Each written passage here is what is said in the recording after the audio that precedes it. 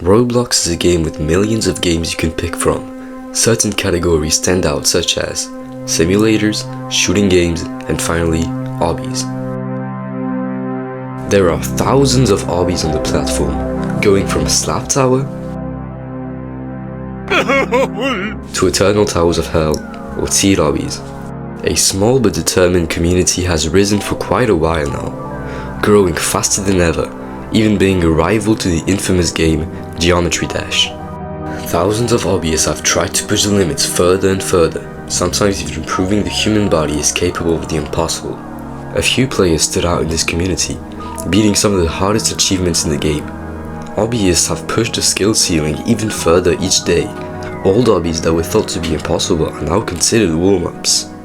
Like many other games, etoh is also a rage game, with almost each fail sending you down to the bottom of the tower, making it one of the most demotivating games of all time. Pressure is a major factor in this game.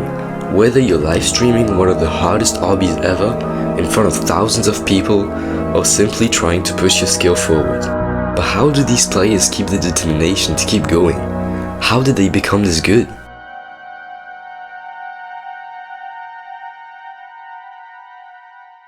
To understand this, we have to go back in time. A player by the name of Khan 2005 would go on to beat the first ever catastrophic tower. This was Tower of Generation Failure, which people thought was impossible. Sadly, his win wasn't fully legitimate, as he used a few skips, allowing him to skip some of the longest sections of the tower. It was still considered the first ever catastrophic, however, Khan 2005 being one of the legends of obbying.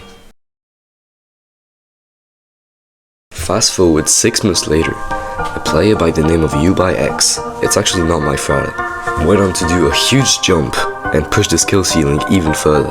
The infamous Tower of Elongated Runs, a high catastrophic tower, had been completed without using any skips or items.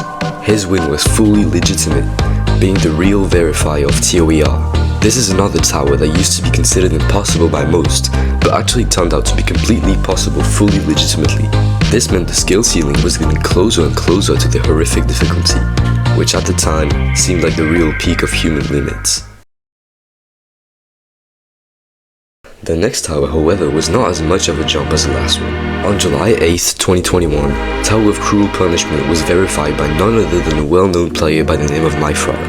I can only imagine how it felt getting this close to reaching the horrific difficulty. Little did we know, this was going to happen quicker than ever.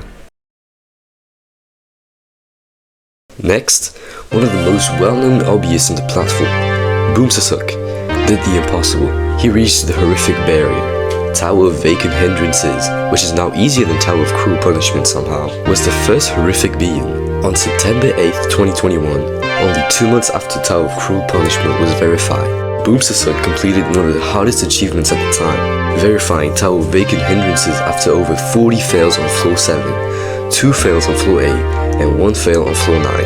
At the time, this was undoubtedly the hardest thing ever done. Nobody could even imagine an unreal barrier being reached, but this will all change 2 whole years later. On July 24th, 2022, a player by the name of Skitsuna would do something truly unbelievable for its time. The difficulty ceiling was raised again, by almost a whole difficulty. Tower of Vacant Hindrances, the old top one, which at the time was around bottom horrific, was dethroned by Skitsuna's verification, Tower of Eternal Void, a high horrific tower. This would make Skitsuna a real top player, but he didn't stop there. A year later, on October 14th, 2023, Skitsuna would verify something even harder than Tower of Eternal Void. Citadel of Infinite Void is a sequel to Tower of Eternal Void, being the remaining 12 floors of Citadel of Void, but nerfed to be humanly possible. After a lot of devastating fails, Skitsuna would beat and verify the first ever Unreal Tower. 8 months later, another top hobbyist, Monster is a Block, would attempt a tower thought to be humanly impossible at the time. IKEA Tower was thought to be peak Unreal, but Monster is a Block made insane progress in a short amount of time, reaching floor 7 and stating it was low Unreal. A month later, Block would beat the tower. Somehow, his recording corrupted and he had to rebeat the tower on recording. After a lot of frustrating fails, Block successfully rebeat the tower, and it was placed as a new top 1. This top 1 spot was short-lived however, as it is now pique horrific on the list. In October of 2024, two obbyists would battle each other to beat what was believed to be the true top 1. Skitsuna and Monster is a Block would make insanely fast progress, and eventually a race started. Tower of Spiraling Fates was verified by Monster is a Block on October 26th, 2024, beating Skitsuna in the race. Skitsuna eventually beat the tower a while later, after a few top hobbyists such as greenbean1421 and gehadaman. The tower would eventually become a low mid unreal, dropping all the way from peak unreal. A whole year passed and a new top 1 has been verified once again. Tower of Impending Doom was verified by greenbean1421 on May 11th, 2025, being the first ever mid unreal. This grind was pretty bad for Greenbean, as he stated, "After this, I began not enjoying the tower much whatsoever, because who would enjoy 90 minutes you fall you die unreal?" On July 6th, 2025, a new top 1 was verified by none other than gehadaman. Tower of Monochromatic Haze was pretty unknown at the time, and dethroned Tower of Impending Doom after only 2 months. This tower's placement as a top 1 would be short-lived, as 3 weeks later, boomsasok would complete something thought to be even harder. Tower of Wigglecore had been verified after hundreds of devastating fails, a whole mental battle from boomsasok. Somehow, Tower of Monochromatic Haze would take its top 1 spot back a few months later, gehadaman being the only victor to this day. The game can be really unforgiving when it comes to fails, sometimes being completely out of your control. A lot of players get discouraged because of this and simply quit. On the bright side, success feels earned, not handed out, which is what motivates most people to keep going. Most hobbyists spend tens of hours on each tower grind, trying not to let the pressure get to them and not quitting, as success can be a few minutes away, basically like gambling. Again, the pressure is what makes each completion feel rewarding. After sometimes hundreds of hours on the same tower, you finally be in it. You don't have to play it ever again. You can finally let everybody know about your achievement. The nerves you accumulated from the tower are finally gone, and you can actually go outside this time. Now, this doesn't mean grinding can't be fun. By example, boomsasok, the verifier of Tower of Wigglecore, stated, "This is the unluckiest anyone has ever gone with an unreal tower, amassing a grand total of 300 plus fails past floor 5 for no real reason. And what also adds an insult to injury is that past the halfway point, its difficulty drastically falls off." Long story short, this could have been being months sooner, but I'm not exactly complaining, as this is undoubtedly the most fun tower of his difficulty range, also giving a rating of 9 out of 10 for his enjoyment on the tower. This isn't the case for everyone though, as a lot of players hate the tower they grind in and only want to finish it off to achieve something greater, or simply get a skill boost.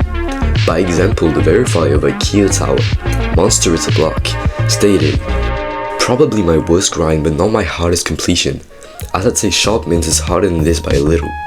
Had to beat this twice since the first win I had no recording for. After that, I failed floor 10 multiple times, along with 8 and 9, despite getting to those floors basically every try. Glad I beat this now so I can focus on other obbies." Luck is also a really demotivating factor when it comes to obbying, as a lot of fails are simply out of your control, and you cannot do anything about it, which is also called RNG. Basically, an RNG fail is a fail that just isn't your fault but rather Roblox's fault. A lot of the time, these fails happen on obbies that rely mostly on junk gameplay, such as Tower of the Roof's Peak or even Steeple of Cheeseburger. On his Tower of Blind Fate completion, the player Chubby Bubber stated, "Every fail in this tower looks dumb and feels dumb, sometimes feeling out of your control." Usually, when you play a tower, you'll start by loop failing the first few floors, especially if it's higher than your skill level. For most hobbyists though, this isn't a problem, as the average insane to terrifying tower is not too loop faily. This problem really starts once you reach the catastrophic difficulty. Repetition can be really annoying, as redoing the first few floors of the tower without getting any significant progress for days, maybe even weeks, is extremely demotivating and might even get you to quit. Repetition is also pretty bad for your mental, as playing for hours on end without breaks and no real progress makes you feel frustrated, and you might even start considering quitting the game. Sadly, this problem never really goes away. All you can really do is pray that the tower you're playing gets consistent over time. A lot of top hobbyists are aware of this problem. By example, on his Tower of Spiraling phase completion video, Gehadaman stated progress on this tower wasn't very fast, as it mostly came down to loop failing a bunch of stuff on floor 3 and leaving. Floor 6 was honestly such a roadblock for most of my grind, and nothing on it was getting consistent. It felt like I was getting there only to fail some random part on the no jump section and leave. Tower of Spiraling Fates is a great example when it comes to loop failing, as the first few floors happen to be some of the most annoying and inconsistent floors ever. Almost every victor said the same thing. Obbying is mainly rage-inducing, but it can also be extremely hard to continue grinding certain towers, especially when you know you won't succeed.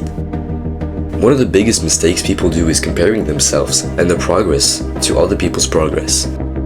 Doing this makes your failure seem way worse than it actually is, seeing people succeed while you're still struggling on the easy sections of a tower. Also, a lot of top players like to stream the grind in case something crazy would happen, or just to have some fun and chat with their fans.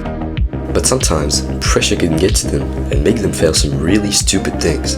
Some easy jumps can become insanely hard with the pressure of hundreds of people watching you, waiting for you to verify new top 1. Sometimes, people blame the streamers for failing easy things while under pressure, which can make the streamer even more discouraged and simply quit the grind. An infamous example for this is C. Ryan Play's fail on floor 10 of Tower of Wigglecore, failing one of the easiest jumps in the tower, simply because of the pressure from both the streaming and how far he was in such a difficult tower.